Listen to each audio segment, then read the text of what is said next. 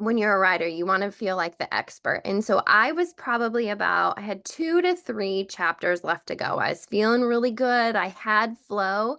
My book is a guidebook for parents and caregivers that has a child that's being bullied. And so I take them from the moment of trying to figure out what's going on and figuring out that their child truly is getting bullied to walking them all the way through the action steps of finding healing for their child. And so I was in the heart of the healing part.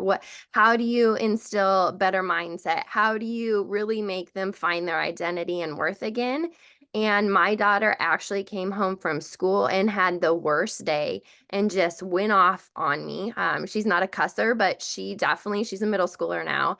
And it felt like everything that we had worked towards fell apart. Like she didn't have it. She didn't have her identity. She didn't know her worth that day. And I remember sitting in that moment thinking, why am I writing this? Here I am trying to help other people, and I don't even have it right. She's fallen apart. If she was to walk on stage with me in this moment, would somebody really want to pick up my book? No. And so I remember in that moment, God telling me, this is exactly why you are writing this book. Because people need to know that nobody is ever fully healed this side of heaven.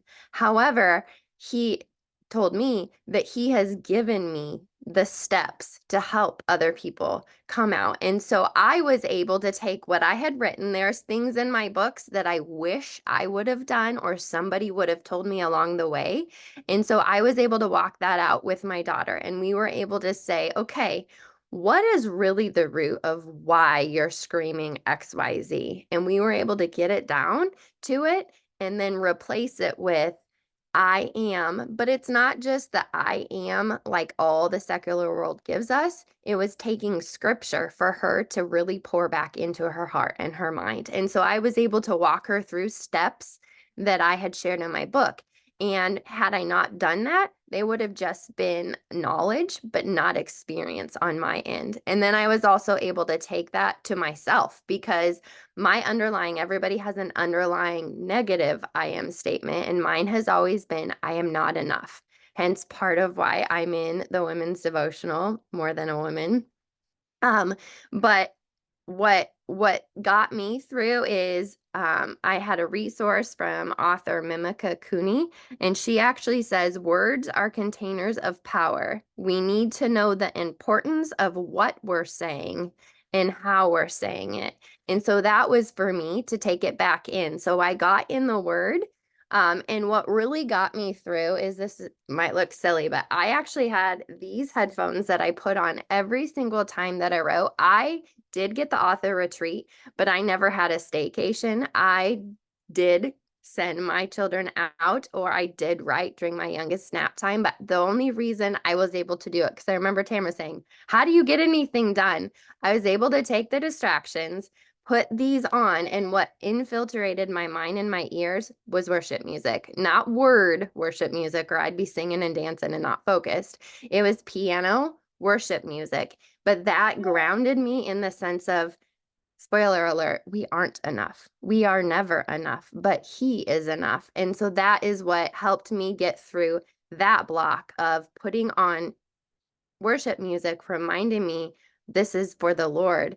And also, I put in my book, in the acknowledgments, what got me through is knowing that there's going to be a mama, there's going to be a grandma, there's going to be an auntie, there's going to be a counselor that needs this book. And so I was pushing through to provide that gift to them, pushing through the heartache of, because when we're writing our books, I have it on my Instagram. I have reels of it. I had the tears flowing, remembering everything, working through the trauma.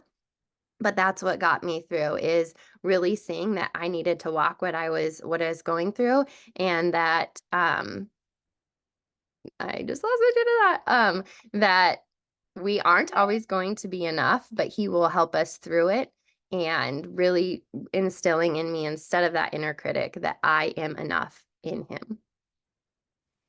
Rachel, I love that part and the knowledge point of like you're still healing as you're laying out your healing journey. right? And that's Mhm. okay. Like God is literally so sovereign. He's so sweet and he's so kind. My first book took me 3 years to write. Okay. So grace upon grace to any missed deadlines of your guys' out there. And I know the moment that I turn that last page over, because after I'm done, I print them out and I read and I'm like reading it. And that last page I turned, I literally heard it is finished. And I remember just rejoicing and being like, oh, thank God, I'm done with this thing. And at the same time, like I was so expectant, but I knew that every single layer of that journey was so critical because some of the things that closed out the book were most fundamental, right? Rachel, you having that kind of altercation with your daughter was fundamental to the next portion of writing that you were going to do and the healing that you were going to be able to provide other people. So we go through everything with intention. He doesn't waste any tear, any frustration, any scenario. And I love that part about the process.